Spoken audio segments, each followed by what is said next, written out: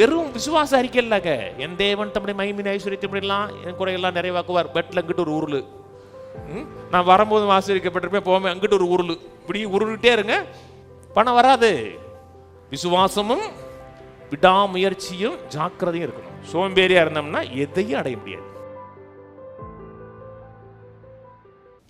சோம்பேறியே, நீ எறும்பினிடத்தில் போய் அதன் வழியை பார்த்து ஞானத்தை கற்றுக்கொள். ஒரு சோம்பேறி எறும்பை நீங்க பார்க்க முடியாதுங்க. ஒரு சோம்பேறி எறும்பை அப்படியே மெதுவா அப்படியே நடந்து போயிட்டு இருக்குது, அப்படி தூக்க கலக்கமாவே நடந்து போற ஒரு எறும்பை நீங்க படம் பிடிச்சு காமிச்சுங்க அப்போ. அவ்வளவு தீவிரமா இருக்குங்க எறும்பு. அதனால சொல்ற சோம்பேறியே யாரை பார்த்து பேசுறாரு? நம்மளை பார்த்து தான் பேசுறாரு. பைபிள் நம்ம கையில இருக்கு, இது ஞானத்தின் புத்தகத்தில் இருக்குன்னா நம்மளை பார்த்து தான் பேசுறாரு. சாலமன் எல்லாத்தையும் அலசி ஆராய்கிறாங்க.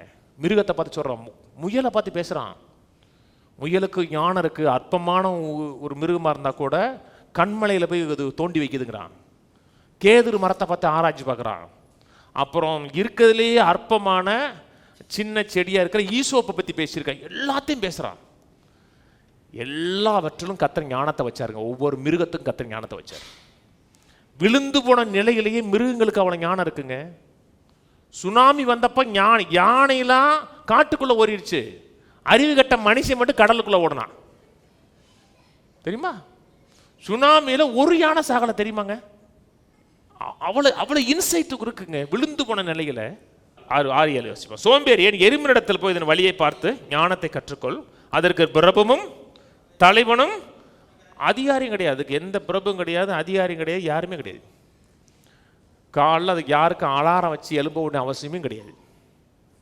சுறுசுறுப்பாக வேலை செய்யுது, ஞானத்தோட வேலை செய்யுது. அதே ஞானம் இன்னைக்கு நமக்குள்ள இருக்கிறது. ஒரு எறும்பு ஒரு இடத்துல ஒரு பொருளை பார்க்குது. ஒரு எறும்பு தான் முதல்ல பார்க்கும். பார்த்துட்டு போய் இன்ஃபர்மேஷன் கொடுக்குதுங்க. கொஞ்ச நேரத்தில் அத்தனை எறும்பு வரும். ஒரு எறும்பு கூட கூண்டுக்குள்ளே படுத்து தூங்கிட்டு இருக்காது. அவங்க போட்டுமே, நம்ம அதுக்கு போயிட்டு இதான் இத்தனை பேர் போகிறாங்கல்ல, நம்மளும் போகணுமா அப்படின்னு எறும்பு சொல்லாது, மனுஷன் சொல்லுவான். அவ்வளோ டெலிஜென்ஸாக இருக்கோம்னு அர்த்தம். ஒரு எறும்பு சோம்பலாக பார்க்க முடியாதுங்க. சொல்லுது, கோடை காலத்தில் தனக்கு ஆகாரத்தை சம்பாதித்து அறுப்பு காலத்தில் தனக்கு தானியத்தை சேர்த்து வைக்கிறது. கோடை காலத்தில் குளிர்காலத்துக்கு தேவையானதை சேர்த்து வைக்குது. குளிர்காலத்தில் வெயில் அடித்தா கூட வந்துருங்க, தெரியுமா? குளிர்காலம் தானே, கொஞ்சம் வெயில் அடித்தா கூட வேலையை செய்ய ஆரம்பிச்சிடும். நீதிமொழி 26:14 சொல்றாரு, அந்த கதவு கீழே ஆடுறது மாதிரி சோம்பேறி படுக்கையில் ஆடிக்கிட்டு இருப்பான் இருக்கு.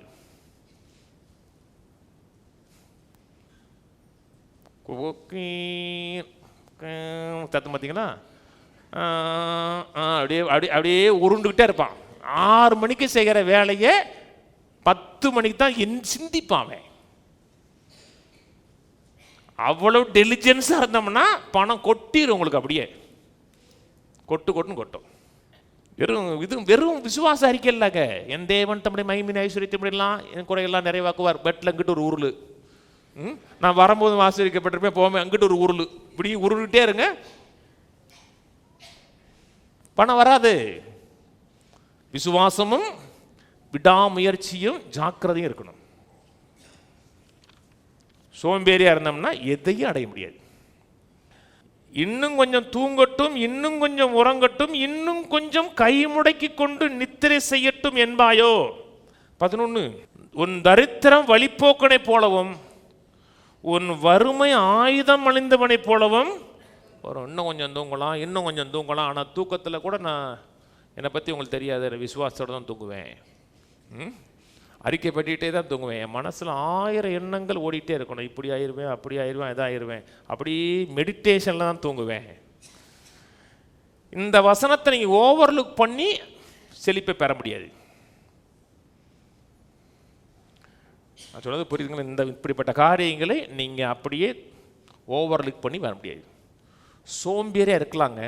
சோம்பேறியாக இருந்தீங்கன்னா உங்களையே கொஞ்ச நாள் வெறுக்க ஆரம்பிப்பீங்க. நீங்கள் அடுத்தவன் உங்களை வெறுக்கிறத விட்டுருங்க, உங்களையே உங்கள் மேலே வெறுப்பு உண்டாக ஆரம்பிக்கும்.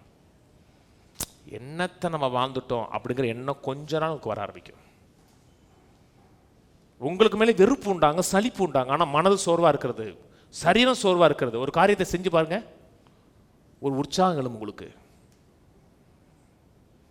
நான் 2 மணி நேரம் நைட்டு தூங்கிட்டு வந்து சண்டே சர்வீஸ் எடுத்துக்கங்க. நான் சண்டே சர்வீஸ் எடுக்கிறேன் சும்மா இல்லை, ஜபத்திலேருந்து பெனடிக்ஷன் வர நம்ம தான். அப்புறம் அங்கேயும் அதான் ஆரம்பிக்கு. அங்கே 1:30 மணி வரை பேசணும். அப்படி இப்போ நிற்க முடியாது. ஐயா ஜெபம் பண்ணுங்கய்யா, ஜெபம் பண்ணோன்னு சிலுவை போட்டு விட முடியாது. நான் போயிட்டு வாங்க போயிட்டு வாங்க அப்படி நான் சொல்ல முடியாது. நான் கேட்பேன், என்ன பிரச்சனை, ஏது பிரச்சனை, பேசிட்டு செய்யுங்க. ஒரு டயர்ட் இருக்காதுங்க. நீங்கள் என்ன செய்ய வேண்டுமோ அதை செய்யும் போது உங்கள் மனதே உற்சாகமாக இருக்கும். கர்த்தர் செய்ய சொன்னதை செஞ்சுட்டோங்க உங்களுக்கு விட அந்த ஒரு கான்ஃபிடென்ட் உங்களுக்கு உண்டாகும். சோம்பேறியாக இருக்கிறோம், எந்திரிக்க சோம்பேறி, பல்லு விளக்க சோம்பேறி, குளிக்க சோம்பேறி, என்னன்னாலும் தீவிரம் காமிங்க. உங்களோட ஸ்பிரிட் வந்து ஒரு காரியத்தை விசுவாசிக்க தீவிரம். இது ஒரு ஆட்டிடியூடுங்க. சின்ன சின்ன காரியத்தில் தீவிரம் காமிங்க. அதே உங்கள் வாழ்க்கையின் பழக்கமாக மாறும்.